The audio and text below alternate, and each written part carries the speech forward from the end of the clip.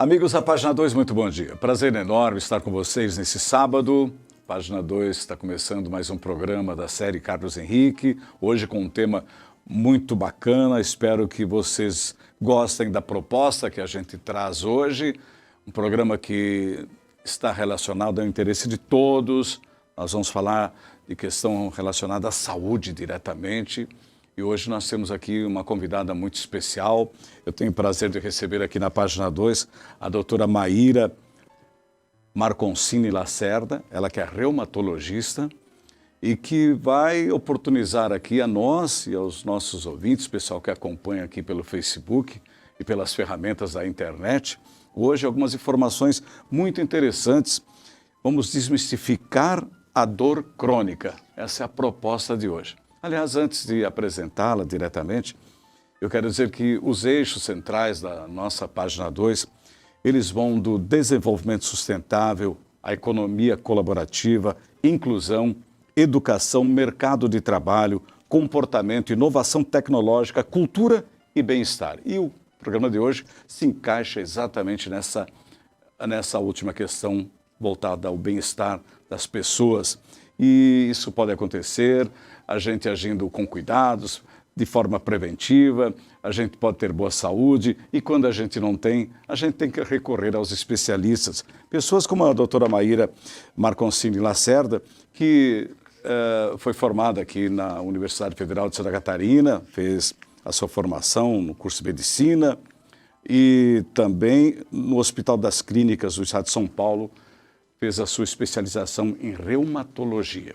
Ela é a nossa convidada. Hoje tenho um maior prazer em recebê-la aqui. Doutora Maíra, seja bem-vinda, bom dia. Obrigada, Carlos Henrique, tudo bem? Eu que agradeço pelo convite, né? Um prazer estar aqui. Tá certo. Como é que está essa experiência? Você, uma médica jovem, né? Enfrentando os desafios todos da profissão, né? Do momento em que as pessoas buscam realmente qualidade de vida, né? E como é que está esse enfrentamento? Se a gente comparasse as noções de quando se preparou lá no curso acadêmico e quando se torna médica especialista numa área. Especialista. Bom, eu acho que está sendo emocionante, assim, né? Eu acho que o grande pulo do gato na medicina é a gente não perder essa capacidade de, enfim, né, se emocionar, se compadecer, né, com a dor alheia, seja ela física ou não, né, para poder fazer nosso trabalho da melhor forma e poder ajudar quem está na nossa frente, né. Uhum. Então, eu sempre fui um pouquinho idealista, eu acho que eu não perdi esse meu idealismo, continuo sendo, assim. Então, quer dizer, é bom ser médica? É muito bom. Eu sou completamente apaixonada pela minha profissão, acho que quem me conhece um pouquinho sabe disso, vê isso, né, e, enfim, tá... Espero sempre continuar assim com esse entusiasmo e com essa vontade de aprender mais, assim, para... Deixa eu até por curiosidade, Maíra, em relação àquilo que os cursos oferecem no Brasil, o curso de medicina oferece no Brasil, e a realidade que você encontra nos consultórios, de hospitais ou não. Nós somos bem conceituados na formação de profissionais? Eu acredito que sim. Hoje em dia, no Brasil, eu acho que já chegamos num ponto que está havendo assim, uma abertura um pouquinho desenfreada de alguns cursos de medicina que eu não acredito que contemplem exatamente a formação que o médico generalista precise ter, né? Então, para quem está pensando em se especializar, eu recomendo assim, que você vai ter que estudar 1 ano a mais, 2 anos a mais, para fazer um vestibular um pouco mais concorrido, né? Mas para ter um pouquinho de cuidado com o currículo das universidades, em procurar ver quantos professores, mestres, doutores que existem, né? Se contempla todas as áreas. De uma forma geral, eu ensino na minha universidade, nas universidades públicas de forma geral, e boas universidades particulares que a gente tem na região. Eu acho que contempla, sim, o médico, em geral, sai preparado para trabalhar numa unidade básica de saúde, num pronto-socorro, fazer um plantão de emergência, né? Eu me senti preparada quando eu saí na formação e eu acredito que deve ser a realidade de umas 70% das faculdades no Brasil. Só que isso, eu tenho um certo receio, vários colegas meus também, de que essa realidade está mudando pela abertura desenfreada de cursos. Tá certo, isso nunca foi bom, né? Bom, por que a reumatologia? Certo, por que a reumatologia? Porque eu, ao longo, né, de toda... da minha faculdade, assim, eu gostava muito de fazer o raciocínio clínico, na verdade, né? De juntar como se fosse a pecinha do quebra-cabeça e aquela coisa meio Dr. House, né? Você tem tal coisa. Por isso eu fui fazer clínica médica, porque eu não conseguia, assim, achar uma especialidade. Eu quero ser dermatologista, eu quero ser radiologista, eu gostava de tudo. E a comparação da medicina, assim, como a gente faz quando quem não sabe bem quando quer fazer uma faculdade, às vezes a pessoa acaba fazendo, não sei, administração. Para mim foi assim, não sei bem qual é a minha especialidade, vou fazer clínica. E dentro da clínica médica, a reumatologia é a especialidade que, por mais que as pessoas pensem em reumatismo, médico de junta, não é médico só de articulação. A maioria das doenças que são autoimunes, né, do sistema imunológico que a gente trata, ela pega desde o rim até o coração, até o pulmão, até a pele, até o sistema gastrointestinal. Então, uma doença... um campo bem amplo. Isso, é bem abrangente, olha para tudo, assim. Sim. E os reumatologistas, meus professores, que eu sempre me espelhava bastante, eram muitos bons clínicos, na verdade. Então, eu olhava, quero ser assim, quero ser uma boa clínica, boa... E... Você já deixa aqui uma dica que eu achei bem legal, é o seguinte, na dúvida... Para onde que eu vou? Faz a clínica, né? Exatamente. Faz a clínica médica e aí no meio você vai se apaixonar, vai se deixar tocar por uma das especialidades. Isso. Assim como a própria clínica médica, assim, também pode ser... A pessoa pode parar na clínica, né? Por que não? A gente, no Brasil, de uma forma geral, tem uma certa valorização do especialista, né? Só que, na verdade, o médico que tem que estar mais preparado para pegar qualquer coisa seria o médico generalista, na verdade, né? Porque pode pegar desde criança até gestante, Sim. Então, assim, para quem, não sei muito bem o que eu tenho, ou tem muitas coisas, hipertensão, diabetes, isso, mas quer procurar, vá num bom clínico antes, né? Eu acho que um bom clínico vai saber encaminhar quando é necessário, um bom médico de família, né? Mas fazer clínica médica é uma coisa que acho que todo mundo deveria passar. Então a gente vai falar então exatamente um pouco mais a respeito do desmistificando a dor crônica, que é uma das suas ideias. Eu vi na sua página no Facebook um trabalho a esse respeito, uma observação a esse respeito. O que você quis dizer?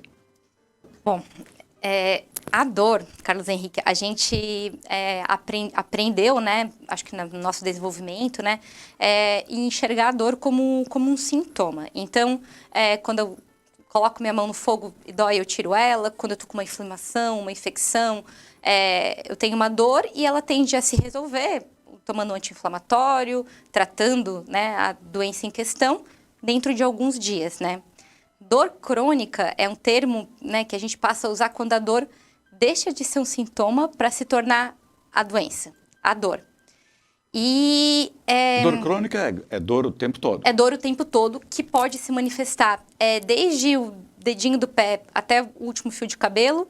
Ela pode se manifestar em forma de enxaqueca, né, que são pessoas que têm...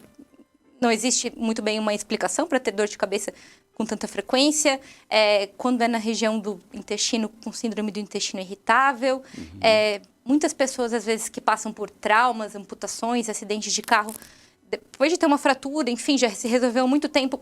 Por que aquele membro continua dolorido por meses, né?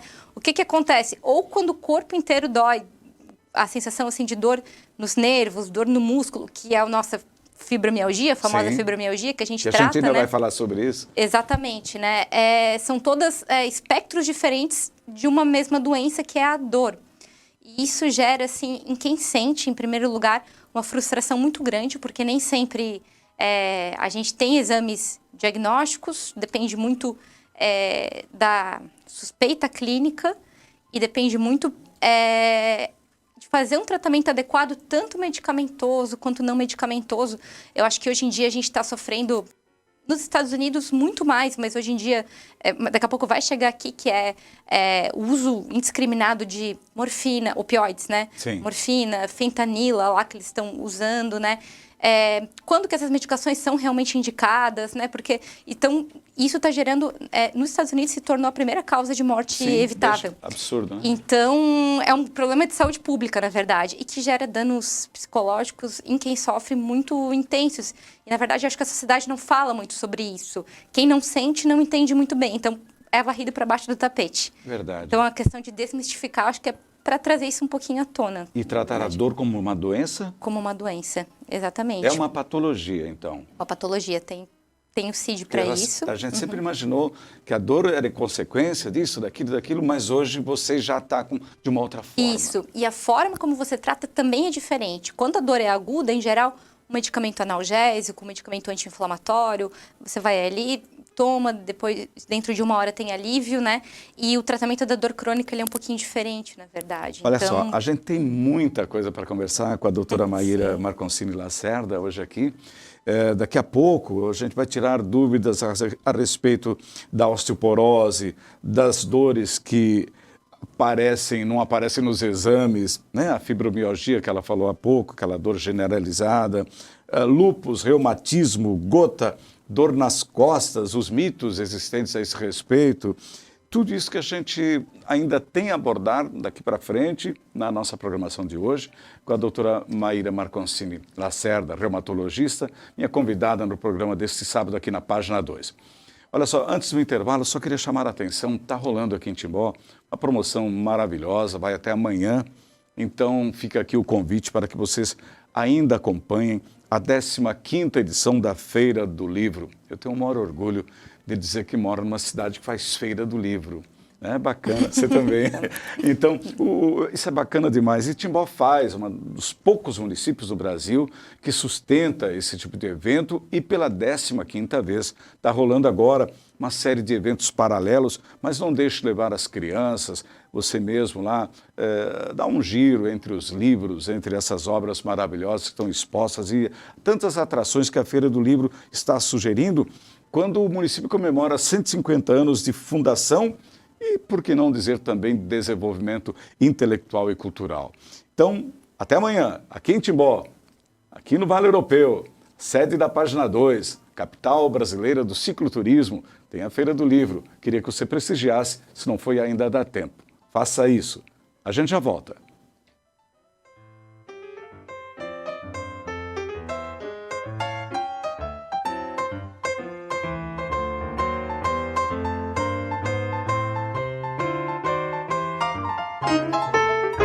Bork, cerveja artesanal de verdade, a pioneira entre as artesanais de Santa Catarina. Dalfovo, arroz tem que ser Dalfovo, tradição e qualidade na sua mesa. Labotim, exames laboratoriais, tudo por amor à vida.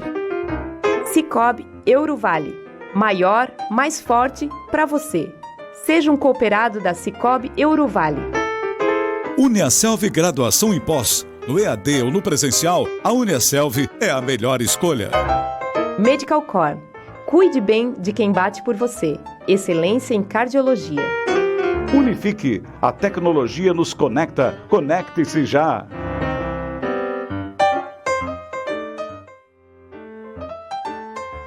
Estamos de volta aqui na página 2. Nesse sábado, o programa Carlos Henrique trouxe uma reumatologista.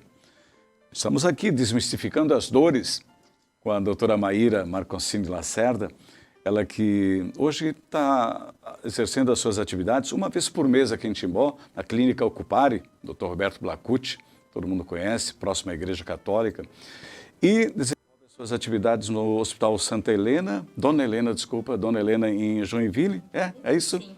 E consultório também, alguma coisa? Consultório também. Consultório também. Vamos já aproveitando, tem muita gente procurando esse profissional, o reumatologista? Sim. E pessoas de todas as idades. Na verdade, N problemas. À medida, né, que as pessoas vão envelhecendo, né, é comum que haja uma procura maior, assim, por problemas que vão se acumulando, né? Desde artrose, doenças degenerativas, de coluna, de quadril, até bursites, tendinites, né? São mais... existem também... Então, o reumatologista, né, na verdade, né, quem pensa de uma forma geral, pensar o médico que médico de gente velha, né, entre parênteses, né? Mas a gente também não se sabe por que, Carlos Henrique, se é alguma coisa relacionada ao nosso meio ambiente, à alimentação, ao estresse sobre o qual a gente é exposto, né, no dia a dia, mas tem aumentado de uma forma significativa o número de doenças autoimunes. De forma precoce. De forma precoce. Então, que são doenças assim que não tem muito uma causa definida, né? Mas que o sistema, de uma forma, né, geral, o sistema imunológico, ele acaba ficando hiperreativo e reagindo contra, principalmente as articulações, que é onde o reumato entra, né? Mas contra os órgãos, de uma forma geral. Então, existe uma procura tem aumentado a procura por conta das doenças autoimunes. Vocês, profissionais da área, sempre fazem questão de dizer que reumatismo não é doença de velho. Bem Sim, assim. sim. Mas vocês se baseiam como? Porque é exatamente como mais o avanço da idade que as pessoas sentem mais esse tipo de problema. Qual é a contralógica disso? A contralógica é no sentido de que eu acho que reumatismo se tornou um termo muito amplo para englobar, né? Então, o reumatismo seria a área do reumatologista, certo, né? Mas eu acho que hoje em dia esse termo até está ficando meio obsoleto, assim, porque, exatamente, existem as doenças, então, ósseas, degenerativas, né? Que são doenças que aumentam com o envelhecimento, mas não precisam, se a gente previne direitinho e precocemente, né?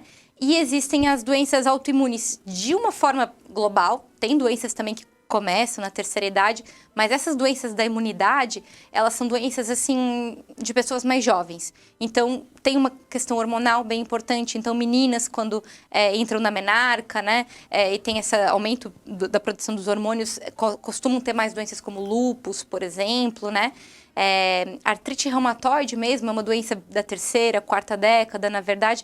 Então, não existe nem nunca, nem sempre, mas a idade é um fator, né? Por exemplo, uma criança ou um adolescente com uma junta, né, uma articulação inchada e dolorida, né, eu dificilmente vou pensar em algo degenerativo, né? Claro, eu vou, lógico. exatamente, seria mais ou menos essa a lógica de tentar dividir, na verdade. Mas a verdade é que mesmo para o reumatologista é difícil, né? Por que se usa a terminologia reumatismo no sangue? Pois é. E aí a gente volta às crianças, né? Que são Sim, suscetíveis, exatamente. né? O reumatismo no sangue, inicialmente existia febre, existe ainda, né? Mas cada vez menos, né? No Brasil, a febre reumática, né? Então, a pessoa tinha uma manifestação de febre, dor nas articulações, algumas outras coisas, e fazia um exame, né? Que no sangue era positivo e ficava como, reumatismo no sangue. Ou, isso existe também, e aí é um apelo para os pessoal aí que está começando, né? Você pensar muito bem, é uma regra que a gente tem que ter de uma forma geral. Ao pedir um exame de sangue, é fazer o que eu vou fazer com esse exame se ele vier positivo? Porque muitas vezes os sintomas do paciente, eles não sugerem, ou hoje em dia com essa moda de fazer check-up, né? Alguns profissionais podem acabar solicitando exames que não deveriam ser solicitados naquele contexto. Por exemplo, eu não estou pensando em artrite reumatoide, então não vou pedir o exame de artrite reumatoide. Porque se esse exame vier positivo, e ele pode ser positivo em uns 20% da população com o avançar da idade, eu não vou saber o que fazer com ele. Às vezes eu vou encaminhar para um reumatologista, né? Então, na verdade, não é doença, né? Mas é um nome que se dá para um exame que está positivo no seu sangue, que fora do contexto de um sintoma clínico específico, não significa nada, não devia ter sido pedido, esquece, sabe? Olha só. De forma geral, assim, né? Tem as suas exceções, Pela primeira vez eu ouço falar assim, essa coisa do check-up, pedir todos os exames. Doutora Maíra não gosta muito disso, não. Não, porque a gente acaba, às vezes, gerando um excesso de tratamento, de coisas que não precisam. A gente, hoje em dia, já tem visto a situação, né? De pacientes chegando no consultório, pedindo para fazer reposições de vitamina, que não teria indicação de repor, na verdade, né? Tem a própria questão da própria vitamina D, que a gente não sabe exatamente... Do sol, quais seriam os valores de corte fora da população que tem um risco maior de ter osteoporose, por exemplo, né? Até, por exemplo, pessoas jovens, né, que vão iniciar uma atividade física, tendo que fazer um batalhão de... Né? Então, a gente sempre tem que pensar assim, esse exame vai me servir para alguma coisa, né? Eu acho que é um exercício que os médicos têm que fazer, mas os pacientes também, né? Antes de sair querendo fazer tudo, na verdade. Já que você tocou no assunto, falou em lúpus e que atinge uma população mais jovem, né? O que ocorre? Como abordar como fazer esse tratamento, como encaminhar tudo isso? Que preocupação, que grau de preocupação o lúpus acomete? Certo. Bom, o lúpus, então, ele é uma doença que pode ser considerada rara de uma forma geral, a gente pode dividir o lúpus assim, em lúpus cutâneo, o lúpus que só está na pele, Sim. e o lúpus sistêmico, né, que é o lúpus que a gente costuma tratar. É uma doença que ela é muito heterogênea, assim, ela pode, né, dentre as doenças reumatológicas, assim, eu acho que é o protótipo da doença que ela pode acometer qualquer órgão. Mas, de uma forma geral, assim, ela preocupa bastante quando ela tá no rim, né? E sintomas iniciais, dores nas articulações, inchaço, sensação de fadiga, de cansaço, assim, eu não fiz exercício, eu dormi bem. Parece que foi atropelado. Isso, como se tivesse sido atropelado. Às vezes uma febre, que não tem muito motivo para estar ali, um emagrecimento sem causa definida, seriam sintomas iniciais. É muito subjetivo, na verdade. Até poder acontecer algo mais grave, como o acometimento dos rins, ou do coração, ou do pulmão. Mas, por ser raro, não é a primeira hipótese, né? Que nem eu, como clínico, que estou numa emergência, né? Nem de quem está em casa ouvindo, né? Pensar, não, então eu tenho lúpus, né? Inclusive... Não é assim. Então eu acho, assim, que não deve ser, assim, extremamente... As pessoas não têm que ficar com medo de ter, né? Mas, assim, saber que existe e saber que o reumatologista é o médico que é indicado para realizar o tratamento, enfim. E o exame, né, que diagnostica é o exame que ajuda a diagnosticar, que é o exame que todo mundo pede, o exame do FAM. Mas esse exame realmente só está indicado quando a suspeita é essa, né? Certo. Que um dos famosos reumatismos... Mas tem tratamento? Tem tratamento. Tem boas resoluções? Ótimas resoluções. Quando a gente adere ao tratamento, isso que você falou é importante, porque por ser uma doença que acomete jovens, e geralmente adolescentes, né? A doença costuma abrir na infância e na adolescência. Sim. É uma fase de muita rebeldia. Então, eles não querem tomar medicação. Aí tem um perigo, assim, que eu acho em relação à questão dos rins, porque você fazer o tratamento direitinho, a chance de sucesso é enorme. E quando já começa errado, a chance de futuramente você poder, por exemplo, ficar com uma doença renal crônica, depender de uma hemodiálise, claro, é enorme, assim. Então, essa questão é uma coisa que a gente vê bastante, assim, os meninos, eles somem por meses, eles aparecem, na verdade, quando o estrago está feito, né? É um tratamento constante? Constante. É um cuidado constante? O que a gente fala é que a doença, ela não tem cura, mas ela tem controle. Certo. E para quem está com a doença controlada, né, isso é o que a gente consegue na grande maioria dos pacientes, é uma vida normal, assim, né? Tem a questão do medo do corticoide, as pessoas não gostam de usar, uma medicação que a gente tenta usar pelo mínimo tempo possível, tirar o quanto antes, e é uma vida completamente normal, com uma expectativa de vida normal. Então, alguns cuidadozinhos, mas... Olha, eu estou falando aqui com uma reumatologista e ela propõe, aqui na nossa entrevista de hoje, desmistificar a dor. E as dores, elas vêm de tantas formas. E uma outra questão que eu queria abordar, já que a gente tocou no assunto, eu não queria deixar escapar. Nós vivemos aqui no Vale Europeu, numa região de muito calor, agora apesar de inverno, mas a gente sabe o que nos espera a partir da primavera, verão, dias muito quentes e muitos alertas da exposição ao sol, em razão dos cânceres de pele, que aqui se pontificam de uma maneira bem notável, diga-se de passagem, os dermatologistas sabem disso.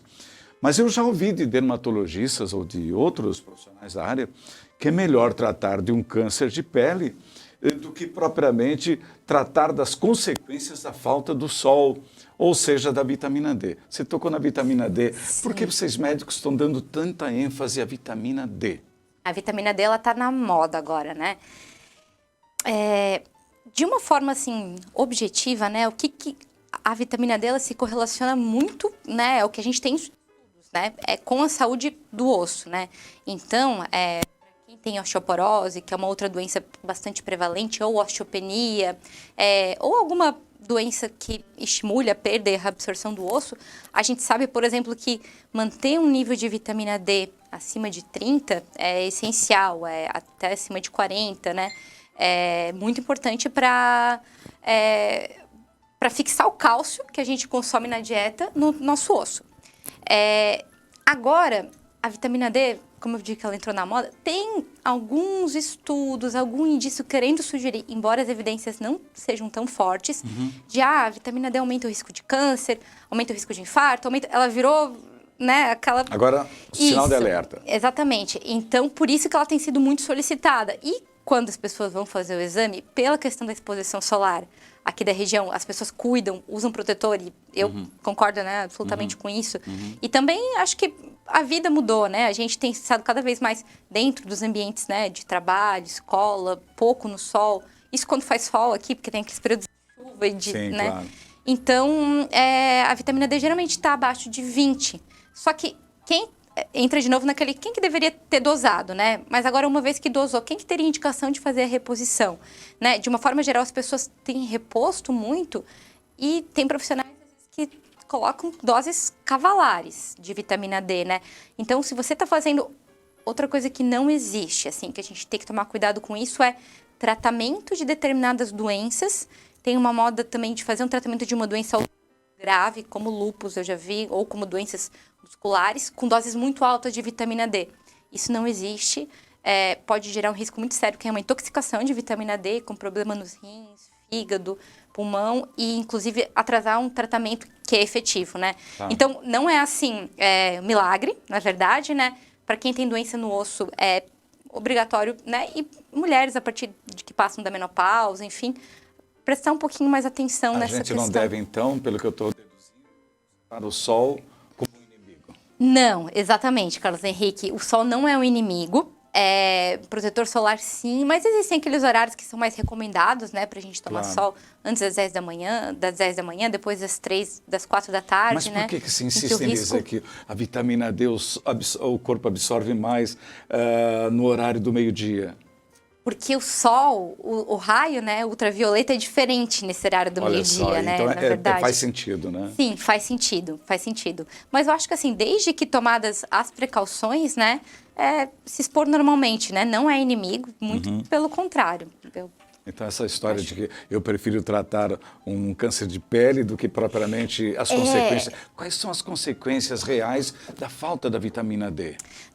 A falta da vitamina D, quando ela está muito baixa, pode subir um hormônio que estimula a reabsorção do osso.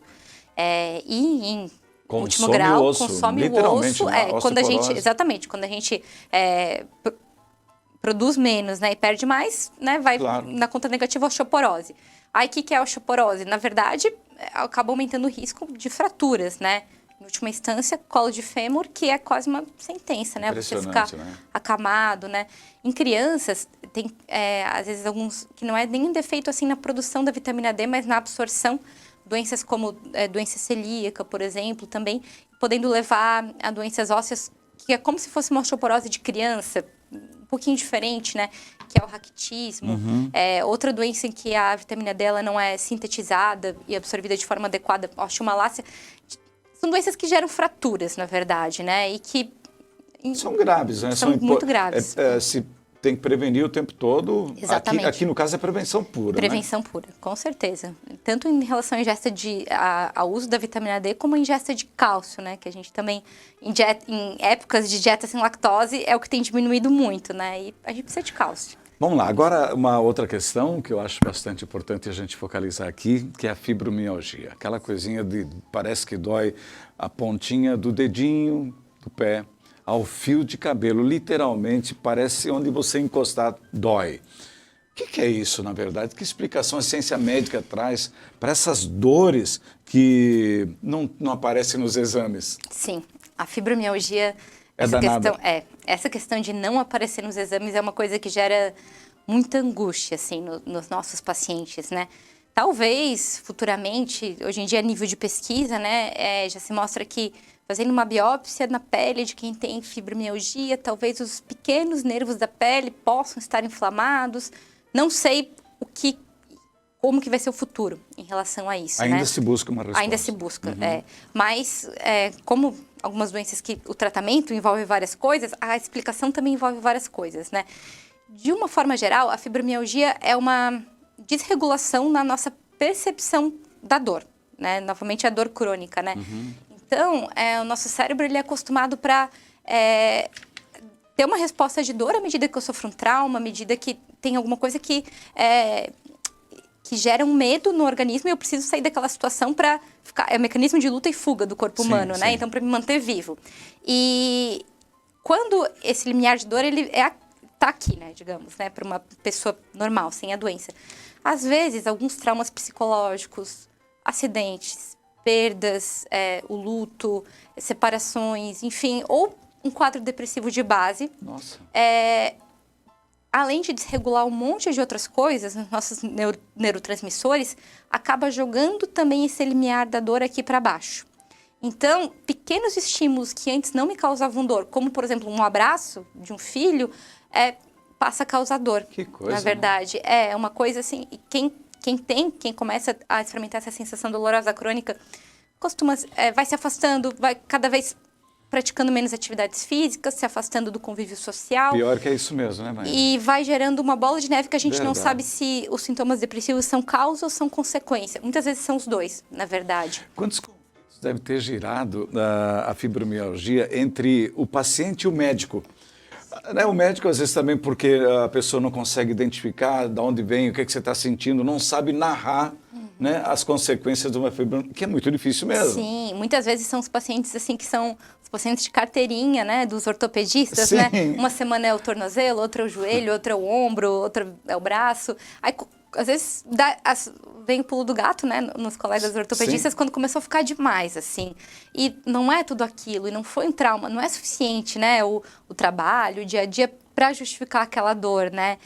Mas, também, a gente também tem que cuidar para não cair naquela coisa de, tudo é fibromialgia, né? Porque tem, por exemplo, distúrbios de tireoide podem dar dor crônica, distúrbios, assim, do metabolismo de uma forma geral, né?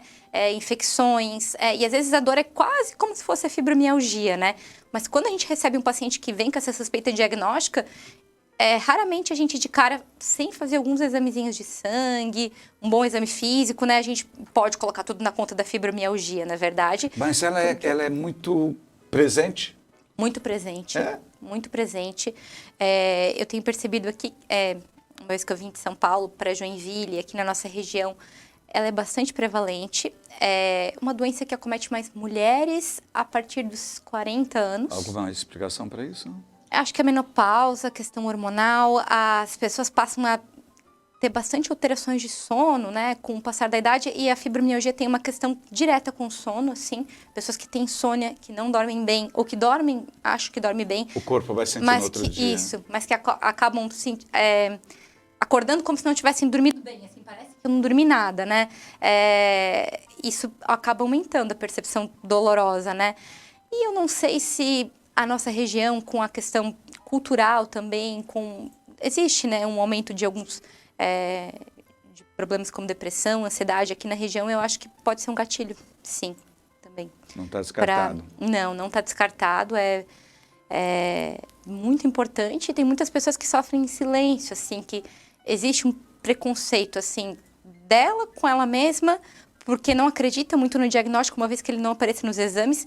E aí eu queria até fazer um apelo, né, que a dor, ela existe, né, que aí muitas vezes as pessoas acabam sofrendo, assim, com isso, porque tem pessoas do convívio, né, que querem ajudar falando, não, você está imaginando essa dor. Qual é o apelo que você É da sua cabeça, né, que a dor existe, ela está ali, a gente tem estudos, né, de mapeamento cerebral que a mesma área da dor que é ativada numa queimadura, por exemplo, é ativada com um simples abraço da fibromialgia, então ela está ali e é um sofrimento muito grande para quem tem, e não precisa ser assim, tem tratamento e dá para falar sobre viver. isso, tratamento... Sim. O tratamento passa por medicamentos, né, que costuma variar, né, de pessoa para pessoa. Tem vezes que os antidepressivos eles podem ser efetivos, sim, mas existem uma série de outras medicações, né. E a atividade física, ela é, assim, fundamental. Nós vamos daqui a pouco falar sobre isso, porque não só para a fibromialgia, para a osteoporose, para tantas coisa, outras, né? atividade Sim. física se faz muito necessária. E é uma unanimidade entre o meio médico, né? Entre a ciência médica. Você vê os profissionais indo a congressos, indo e voltando, e sempre trazendo ou novidades dos estudos que avançam, mas sempre centralizando na prevenção que passa pelo exercício físico. Então, a gente tem mais que se mexer, né, Maíra? Com certeza. Tá, daqui a pouco a gente volta aqui com essa entrevista com a doutora Maíra Marconcini Lacerda, reumatologista. Ela recém está começando a sua carreira, bastante jovem ainda, mas fazendo um trabalho bem bacana, já chamando a atenção pelo seu interesse na pessoa, no bem-estar do cidadão, nos seus pacientes. É bem legal isso. Olha só, me diga uma coisa, você que está em Timbó, em Dayal, na região, quer fazer uma graduação, dar os primeiros passos na carreira, ou uma pós para brilhar no mercado de trabalho. Seja no EAD ou no presencial, a Uniaselv é a melhor opção. A Uniaselv é a maior de Santa Catarina e já tem mais de 400 polos por vários estados do Brasil. Só a Uniaselv tem o EAD semipresencial de verdade. Você estuda onde quiser, a hora que quiser e tem encontros semanais com tutor em sala. Afinal, a gente aprende melhor com alguém do lado, não é mais ou menos assim? Na graduação presencial, você tem o apoio de professores com experiência de mercado e aprende na prática. A Uniaselv tem opções de cursos em diversas áreas de atuação, com certeza tem aquele que você está procurando também. Em Timbó, em Dayal, na região, graduação EAD e presencial é na Uniaselv. Mais informações 32819000 ou 0800 729 9009. Intervalo rapidinho, já voltamos.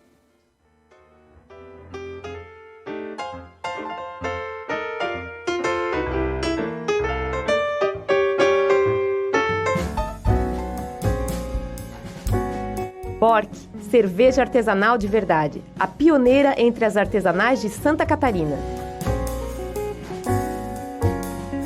Unimed, quem escolhe viver bem, escolhe a Unimed. Tapioca, choperia e restaurante, a qualquer dia, a qualquer hora, é muito bom. Sicoob Eurovale, maior, mais forte para você. Seja um cooperado da Sicoob Eurovale. Timbonet, o principal portal de atualidades e informações do Médio Vale. Acesse timbonet.com.br. Farma Nova, cuidando de você e da sua família em todos os momentos. Instituto Vidas, excelência em qualidade, levando a saúde para mais perto de você. Fluke Contabilidade, dinamismo e experiência, uma das mais competentes equipes de contabilistas da região. Uniaselv Graduação em Pós. No EAD ou no presencial, a Uniaselv é a melhor escolha. De volta aqui na página 2. Nesse sábado estamos tratando do seu bem-estar, falando de saúde. Nossa convidada, reumatologista, a doutora Maíra Marconcini Lacerda. Nós já vamos continuar essa conversa bem interessante. Interessante também uma iniciativa do CINV, que é o Consórcio Intermunicipal do Vale do Itajaí. O CINV vem desenvolvendo um trabalho bem bacana aqui em Timbó, com parcerias com o SAMAI, por exemplo. Se instalou o Ecoponto. O Ecoponto chama muita atenção. É um local onde, com containers, se fez algo bem especial para que as pessoas direcionem o lixo do tipo eletrônico, lixo originado por móveis e eletrodomésticos, a um local, então, para que as pessoas levem esse material, que fica ocupando espaço na sua casa muitas vezes.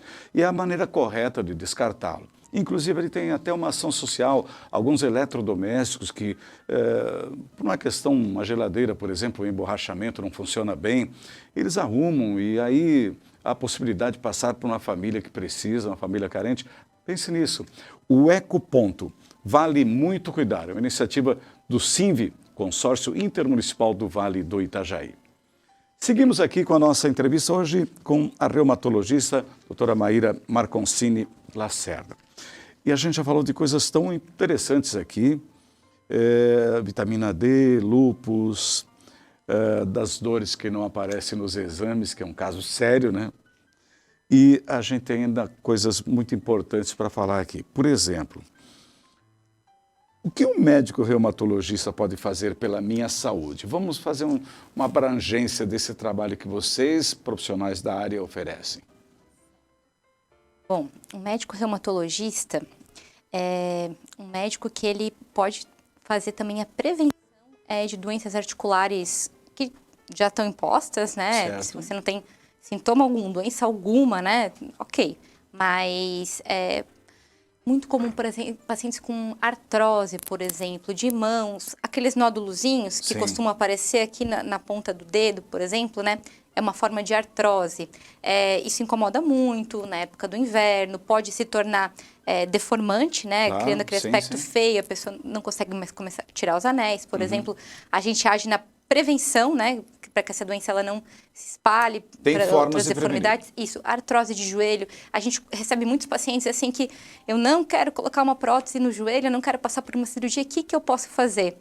1 milhão de coisas, na verdade. A gente costuma fazer uma orientação tanto de fisioterapia quanto de treino físico específico para agrupamentos musculares para proteger articulações como o ombro, a coluna, o tornozelo, o próprio joelho, né? Orientações do uso de bengala, de prescrição de palmilhas, especificamente infiltrações articulares, periarticulares, agulhamento de pontos específicos de contratura muscular, na verdade, e de uma forma assim preventiva também toda a questão da osteoporose, né, que diagnosticada precocemente, assim, a gente muda completamente a história natural e previne fraturas, déficit de mobilidade e ganho enorme de qualidade de vida. A medicina e a área em especial sempre identificou as mulheres como maiores vítimas da osteoporose. Sim. Isso é verdade? Sim. Isso comprovadamente é verdade. É verdade, porque tem a questão hormonal das mulheres, Sim. né? Então, como eu falei do lúpus, né? Quando os hormônios, estrogênio principalmente, né? Após a menopausa eles passam a diminuir, a reabsorção do osso ela aumenta bastante. O estrogênio ele tem um papel fundamental. Por esse motivo, mulheres, por exemplo, que são mastectomizadas e fazem tratamento para câncer de mama com hormônios específicos que bloqueiam os hormônios endógenos, tem um risco muito aumentado de ter osteoporose, por exemplo, né? Por isso que mulheres pós-menopausa também. Mas homens também podem ter. De uma forma geral, homens a partir de 70 anos têm a obrigação de fazer uma densitometria pelo menos a cada 2 anos, para prevenir também. É difícil a gente receber um homem assim, sem sintomas, para fazer uma densitometria. Tem toda essa questão de que os homens procuram um médico quando não dá mais, não tem né? outra Quando saída. não dá mais. E as mulheres elas têm uma preocupação um pouquinho maior com a prevenção ou com esse cuidado a longo prazo. Não é regra, né? Uhum. É o que a gente vê. Mas... E mulheres ou acima de 65 anos, mas idealmente após a menopausa já deveriam começar a pensar nessa questão da saúde do osso, né? Quer dizer, vocês são profissionais dessa área que estão aí para atenuar e dar qualidade de vida em alguns casos, né? Certeza. Me fala um pouquinho da perda da massa muscular. O que tem a ver? É na mesma direção da osteoporose, não? Assim, a massa muscular, né? Então, hoje em dia a gente já tem estudos mostrando que a massa muscular que eu tô criando na minha infância, né, e na minha adolescência... É a minha reserva lá. Isso, além de ser a minha reserva a longo prazo, também tem uma relação direta com o meu pico de massa óssea, na verdade, né? Exercícios de impacto, por exemplo, né? E em relação a essa perda da massa muscular que ocorre de forma acelerada, principalmente na terceira idade, Sim, né? sim. Ela, que a gente chama sarcopenia, inclusive, né? O músculo, ele é como se fosse um estabilizador do osso, né? Então, é como se aquele impacto positivo, assim, né, que o músculo gera, que os exercícios geram, é como se ele estimulasse a produção do osso, né? Então, a perda de massa muscular, pacientes acamados, por exemplo, né, ou que por algum motivo precisam de uma cadeira de rodas e que não conseguem se locomover, acabam perdendo muito rapidamente a massa muscular, tão em risco aumentado. Além, né, hoje saiu um estudo do pessoal lá da USP, onde eu fiz residência agora, mostrando que a sarcopenia, perda de massa muscular, com relação direta com as doenças cardiovasculares, riscos de infarto, Então, além da questão óssea, está aí se abrindo um mundo, né? Nos dois casos, exercício. A sarcopenia. Isso. Preventivo. Exatamente. E assim, daí, em relação à osteoporose, qual exercício, né? De uma forma geral, a musculação, o impacto é o grande exercício recomendado, mas não adianta mandar todo mundo ir fazer musculação e a pessoa não gosta, nunca entrou numa academia, Então, o que a gente recomenda é o que você gosta, né? Desde eu, por exemplo, sou um aficionado eu caminho muito. Maravilhoso. Caminho sempre, tipo 45 minutos a 1 hora por dia. Perfeito. É por aí? É por aí. Para tudo, então, né? Para fibromialgia e para uma série de outras doenças, né? Mas para osteoporose, caminhada, sim, existe aquela questão... Engraçado, né, Maíra? Tem uma coisa que a gente... o bem-estar, a tua autoestima melhora tanto após uma caminhada, após o exercício físico, né? Então eu não estou só fazendo bem lá na frente, né, no meu futuro, eu estou fazendo bem para aquele momento, né? Aquele momento. Existe muito essa questão, né? Às vezes a gente está ansioso, estressado, com um problema depois de uma caminhada, de uma clareia, né? Você briga com teus inimigos inteiros numa caminhada e sai de lá, o sono, calma leve, melhorar muito, na verdade, nosso ciclo, assim, sono-vigília regula, é aquele momento que você vê a luz do sol, percebe depois do anoitecer de uma forma diferente, problemas de ordem, né, psiquiátrica mesmo, né? Porque você produz endorfinas, né? Na verdade, ninguém conseguiu imitar exatamente o hormônio que a gente libera numa atividade física, assim, bem feita, né? Os remédios tentam, mas o exercício, ele tá na nossa prescrição sempre, assim, nossa, e de várias especialidades. A tua recomendação no sentido que a pessoa faça o exercício que ela gosta de fazer. Natação, musculação, dançar, exatamente. Caminhar. Porque já está comprovado que se começar aquela velha história de quem vai para academia para pagar uma mensalidade mais barata, paga um semestre, vai só um mês, né? E depois não adianta, né? Se você não gosta, não tem prazer, no começo ninguém vai ter prazer, né? Porque existe a questão de criar o hábito, né? Verdade. Porque todo hábito acho que é difícil de ser criado, mas depois que é criado, né? Quando a gente não continua, aquele benefício ele se perde muito rapidamente, né? E a chance de fazendo o que você gosta, né? Seja um esporte que você gostava de fazer, muitas pacientes minhas vão jogar vôlei, vão andar de bicicleta. A gente aqui, nossa região é perfeita para isso, né? Então, eu tenho um amigo que está reclamando e ao reclamar ele está pesquisando, está lendo tudo, é o maior leitor sobre gota. O que está ocorrendo? O que é a gota? Só quero dizer que não sou eu não, tá? É um amigo de verdade. Mas a questão é o que vem a ser a gota? Por que ela incomoda tanto? De onde ela se origina? E, afinal de contas, o que fazer? Ela mesmo tem a ver com a alimentação? Sim. Então, a gota primeira vez que eu vou falar de uma doença aqui que é mais comum em homens. É uma doença que... Mulher não tem? Tem também, mas é mais raro. Essa nas mulheres é mais... Acho que a forma como a gente metaboliza o ácido úrico é um pouquinho diferente, né? Perfeita, né? Exatamente. Alguma coisa tinha que ser. A gota, então ela ocorre nas articulações quando ocorre uma deposição em excesso do ácido úrico, né? Então, o ácido úrico ele já está em níveis elevados, né, no sangue. Tá. E quando cada pessoa tem o seu próprio limiar, mas ele atravessa aquele limiar, ele se precipita. Nossa.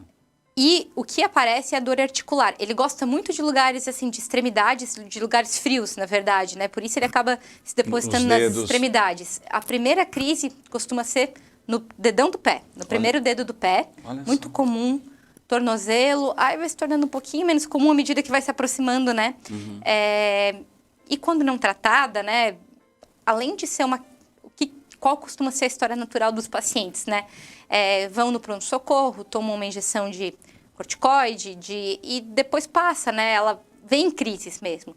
Mas quando aquilo não é tratado de forma eficaz, existe uma série de efeitos colaterais, de efeitos a longo prazo que não é nem só na articulação. Olha. Na articulação é muito grave, porque pode deformar completamente aquela articulação, você passa a ter uma artrose, vive mancando, precisa daqui a pouco usar uma muleta, sendo que se tivesse tratado no início não seria nada disso. Sim. E o que eu acredito que a grande preocupação é que esse ácido úrico, como ele se deposita na articulação, ele se deposita sem gerar sintomas nos rins. Nossa. Então, existe toda uma nefropatia úrica, que chama uma doença renal crônica pelo excesso de ácido úrico. Forma cálculos renais, que são cálculos de ácido úrico. As pedrinhas, né? São as pedrinhas, isso. Então, é um espectro, O que é o ácido úrico? É um cristal, né? Tá, que a gente tem... alguma... Na verdade, ele é um cristal, que ele é solúvel, né, no sangue, e ele... É normal a gente produzir, ele é do metabolismo, na verdade, das purinas. Por isso que a gente fala da alimentação, né? Como se ele viesse mais da carne, de vísceras, de alguns frutos do mar, especificamente. Olha só. Por isso essa relação com a alimentação.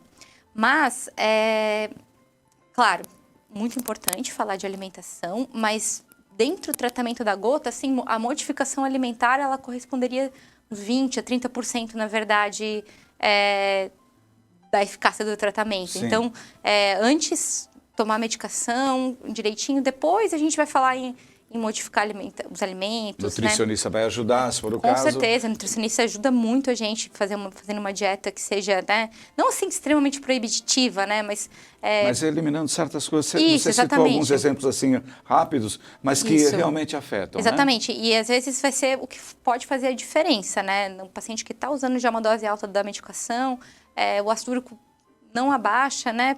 Talvez seja esse o gatilho, exatamente. Mas, então, o tratamento ele é feito de duas formas. Ele é feito o tratamento da crise, que passa por anti-inflamatórios, por corticoide, por algumas outras medicações.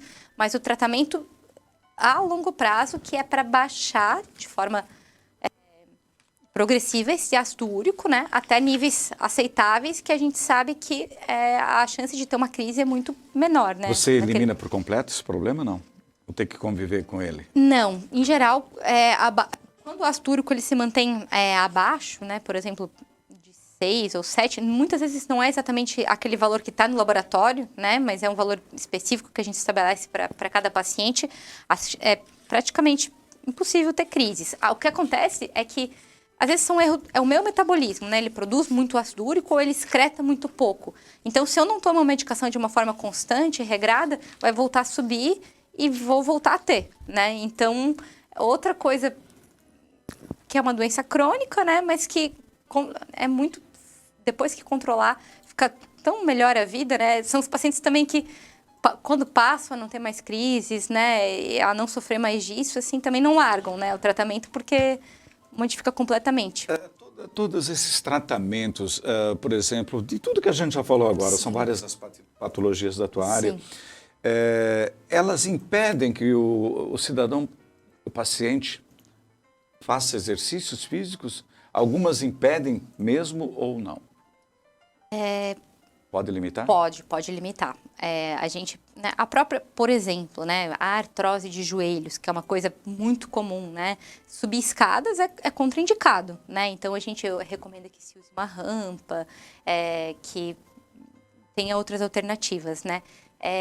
A artrite reumatoide, quando ela está em crise, né, na verdade, quando a doença está muito ativa, né, gera uma dificuldade de mobilizar desde os punhos até o último dedo do pé, até o pescoço, né? Então, né, em geral, nesses períodos de exacerbação da doença, a gente consegue controlar, né, de uma forma mais rápida, mas realmente são momentos em que a pessoa se sente muito doente, se sente muito enferma, né? E de fato ela nem tem disposição, né?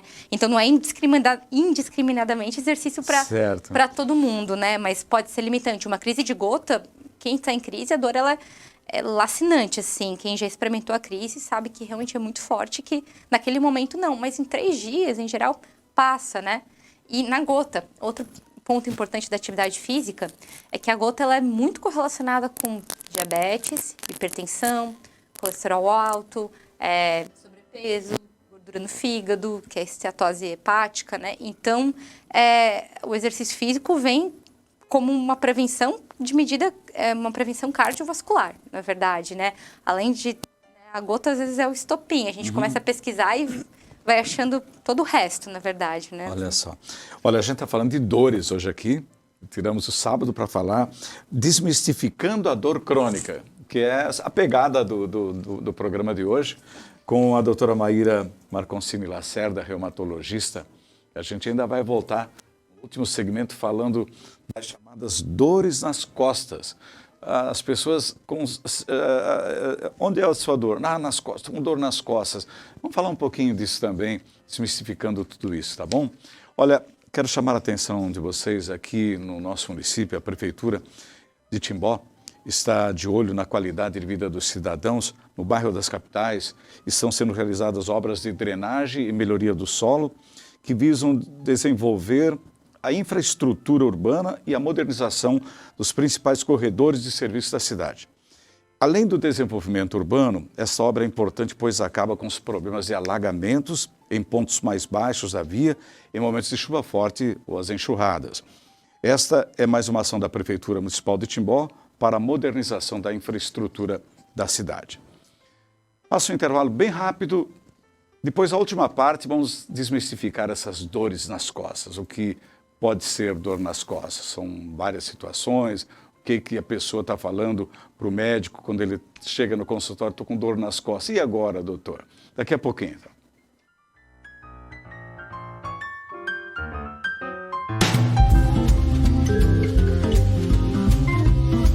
Linson, marca de valor e confiança em implementos rodoviários em todo o Brasil.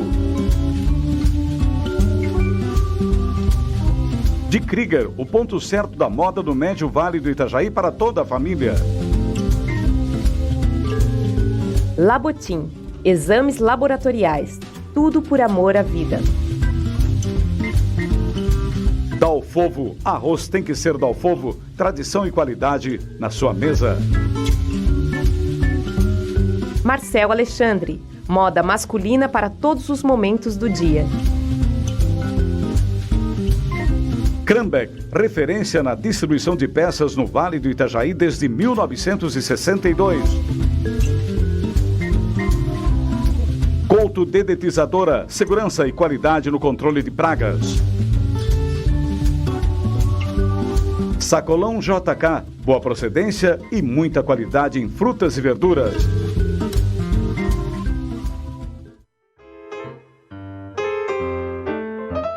De volta aqui na página 2, hoje com a doutora Maíra Marconcini Lacerda, médica reumatologista, que atende no Hospital Dona Helena, em Joinville, e atende aqui em Timbó também uma vez por mês, pelo menos, na sua cidade. Ela é daqui de Timbó, na Clínica Ocupare, próxima à Igreja Católica. Bom, nós estamos falando então de dores, né? Trazendo aqui todas as informações a respeito daquilo que a gente intitulou o programa de hoje, que é Desmistificando a Dor Crônica. Antes de nós irmos para o último segmento, só queria lembrar que o programa Carlos Henrique tem alguns apoios bastante importantes e eu queria agradecer a todos os nossos apoiadores. A cervejaria Borque, viva como nunca, Borque como sempre, beba com moderação. Do Arroz Dalfovo Integral, conheça uma novidade. Do Vidas Instituto de Assistência à Saúde, com gestão hospitalar em 8 municípios de Santa Catarina e uma casa de acolhimento em em Rio dos Cedros. Cicobi Euruvale, maior, mais forte, feito para você. Medical Core, cuide bem do seu coração. Da Unifique, a tecnologia que nos conecta. E todo o conteúdo da página 2 está no Unifique Play, para você assistir ainda com mais qualidade, quando quiser. Legal, né? Conosco o Paromas Restaurante e Pizzaria, do Labotim, Laboratório Tudo por Amor à Vida. Conosco também a Uniaselv e o Sindicato do Trabalhador Metalúrgico, que oferece ações sociais bem importantes, além de colônia de férias para os seus associados. Vamos então com a última parte da entrevista de hoje, agora um jogo rápido, digamos assim, para falarmos sobre as dores nas costas, quais os mitos que existem ali. E são mitos de verdade, doutora Maíra? Existe uma série de mitos em relação à dor nas costas, acho que é a campeã, viu? É a campeã. Vamos lá, então deixamos a campeã para o final. Vamos lá. Sim. Vamos lá. Bico de papagaio dói? De forma geral, não. Eu não ia responder jamais isso, né? Não dói? Olha, de forma geral, não. Porque o que acontece é que os bicos de papagaio, né? Eles são uma das características da artrose na coluna. Mas a artrose na coluna é é um achado assim radiográfico muito frequente à medida que ocorre o processo de envelhecimento, né? Tá. Então, é muito comum, né? Às vezes a gente recebe os pacientes, eles já querem fazer uma ressonância, já querem, né? Antes a gente olhar e de fazer um bom exame, de identificar a queixa, né? Então, eu acho que o primeiro... o paciente já traz a receita junto, eu quero uma ressonância. Não, exatamente, você não pede. Mas a questão é que o exame vai mostrar, né? E às vezes, assim, a questão de ver no exame gera uma satisfação, né? Aqui, né? Tá aqui o causa da minha dor, né? Que coisa louca. E é muito comum que não seja nada daquilo. A dor não é nem ali onde é que tem aquele bico de papagaio que já estava ali há muito tempo sem incomodar. Muitas vezes um mau jeito, a postura, uma contratura muscular, colchão inadequado, travesseiro. Então, N causas, assim, né? Uma hérnia de disco, né? Também é uma outra causa de dor lombar, né? Mas eu acho que o primeiro é esse, assim, Bico de papagaio. Não dói. Não dói. Não. As coisas Até, que acontecem. ok, mas raro, muito raro. Tá? Outras. Deixa eu ver. Outra coisa que é muito comum é na hérnia de disco. Acho que, de forma geral, as pessoas eles não sabem que o tratamento inicial é clínico. Então, na cabeça das pessoas, na cabeça dos pacientes, hérnia de disco é igual a cirurgia. Não, imediatamente não associado a uma Exatamente. intervenção complicada. Puxa, mas... As indicações cirúrgicas na hérnia de disco, assim, ou quando é uma hérnia, assim, volumosa que comprime... Os próprios médicos não gostam de tocar nesse assunto diretamente, né? Exatamente, né? Às vezes a gente fala muito tratamento conservador e é comum que o paciente, essa pessoa está me enrolando, né? Mas se você for colocar na balança o risco, para começar assim, não é às vezes a cirurgia que vai resolver a dor, né? Será que a dor é mesmo da hérnia de disco? Será que não foi um achado da ressonância, aquela hérniazinha aparecer lá e essas N outras causas que eu citei antes que estão gerando a dor? Muito, muito comum, né? E outra questão é que mais de 80%, 90% das vezes a dor ela é resolvida dentro de algumas semanas, a dor da hérnia de disco com o tratamento. Uma fisioterapia, um bom medicamento analgésico, um repouso relativo, essa coisa de ficar deitado 24 horas por dia também não é mais recomendada nas hérnias, né? E a cirurgia é uma conduta, então, de exceção para quem não responde a esse tratamento, né, conservador inicial, porque é uma coisa arriscada, né, eu mexer com a coluna, algo que está tão próximo ao canal medular, né, onde tem os nervos que vão ser distribuídos para todo o meu corpo, uma lesão ali pode ser, né? Alguns profissionais até sugerem a quiropraxia, né, uma tal de alinhamento para depois ver se você tem algum outro problema, mas às vezes você está desalinhado, é possível, né? Exatamente, as né? posturas que a gente acabou falando, e muitas vezes ao fazer o alinhamento, você está tudo bem. Sim, e é muito comum, por exemplo, né, a escoliose, né, que é um desvio da coluna, né, modifica já. Se você tem a coluna desviada um pouquinho para o lado, às vezes você vai pisar naquele lado que está desviado um pouquinho mais cedo, o outro passa um pouquinho depois, aí sobrecarrega a musculatura daquele outro lado, aí aquele músculo está sendo ultra usado e aquele outro não, um contrai o outro. Então, as dores musculares, assim, são muito, muito, muito, muito frequentes, né? E é difícil, às vezes, convencer, né, que a dor é de origem muscular. A dor, né, nas costas, de uma forma geral, também é uma dor que ela costuma cronificar muito, né? Então, é mais uma dessas nossas dores crônicas, Tem alguma né? explicação para essa coisa da pessoa querer uma ressonância? Gostaria de ver a sua suspeita sendo confirmada. Porque quer saber todos os detalhes do disco, das hérnias de disco. Sim. Por que isso? Olha, eu acredito, primeiro, né, como essa dor lombar crônica, ela é quase como se fosse uma prima da fibromialgia. Muitas vezes a gente não consegue explicar.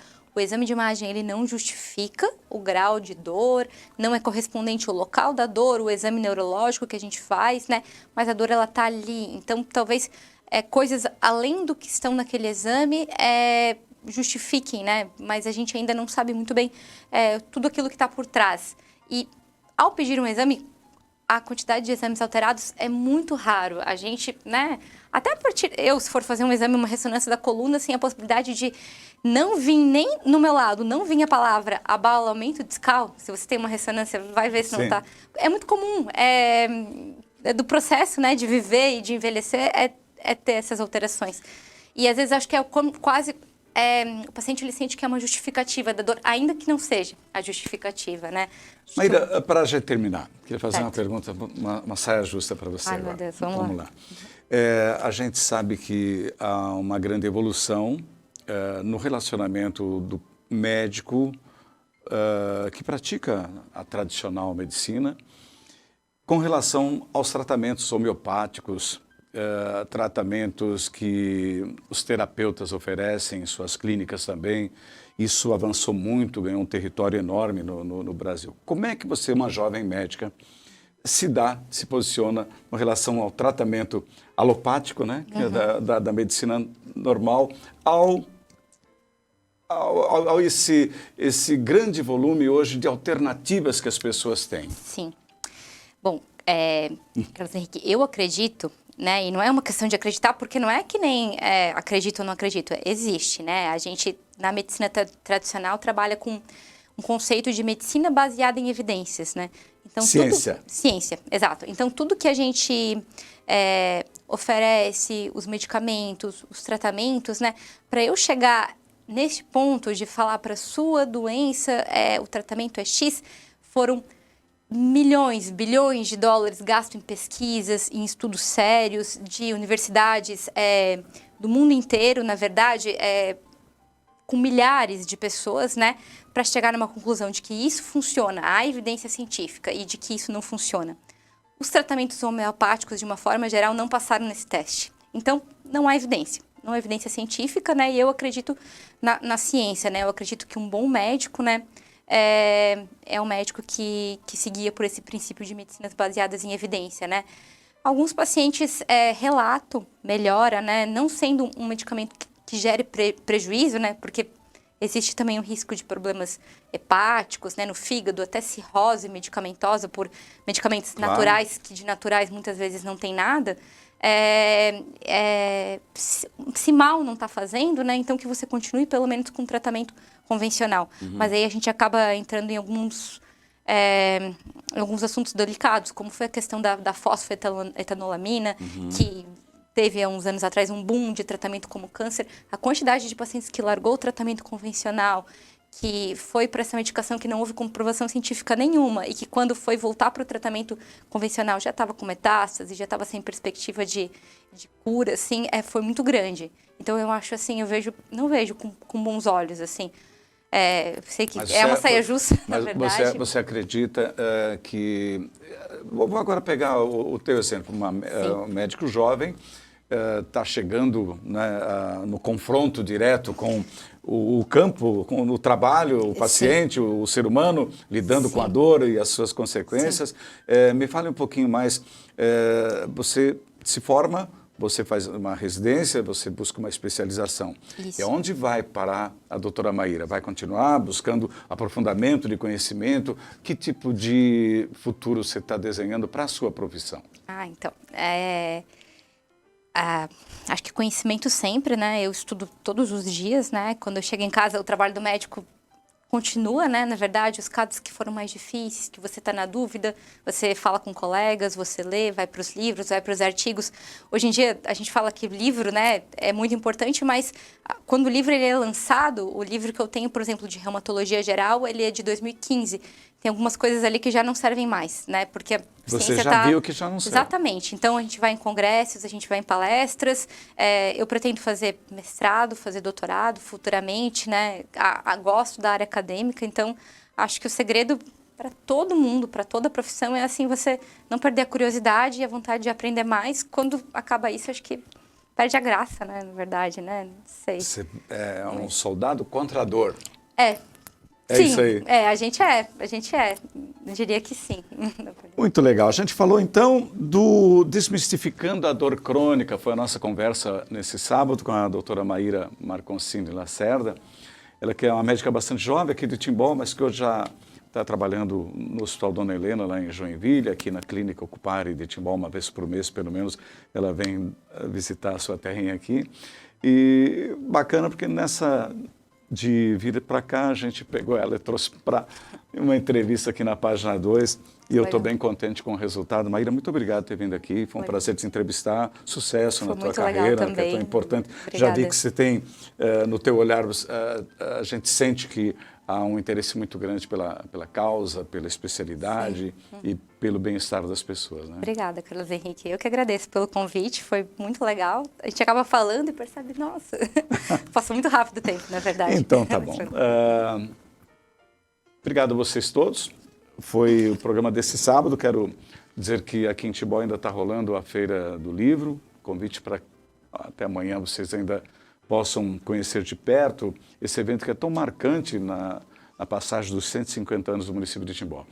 Sábado que vem, por certo, um outro assunto palpitante estará na nossa pauta. Eu fico muito grato, desejo a todos um excelente final de semana e até lá.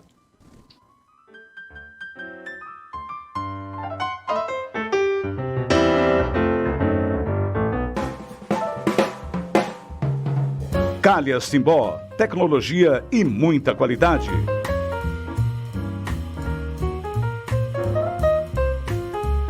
Medical Core. Cuide bem de quem bate por você. Excelência em cardiologia. Lojas Hart, a família do Médio Vale já conhece. 9 décadas de tradição e história. HC Brasil. Moda vibrante, confortável e atual para o dia a dia e ocasiões especiais. Pilates Estúdio Terapia. Faça Pilates para todas as idades. Promoção de saúde para corpo e mente. Aqua Fitness. As técnicas da natação com quem entende do assunto. Matrículas abertas. The Flash. Precisou? É urgente? Chame The Flash. Entrega com rapidez e segurança. Unifique. A tecnologia nos conecta. Conecte-se já.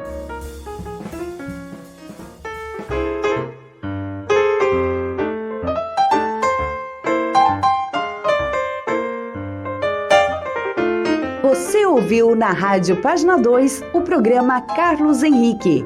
Bate-papo, opinião, conteúdo e um clima agradável para sua manhã de sábado. Um bom sábado para você e até breve.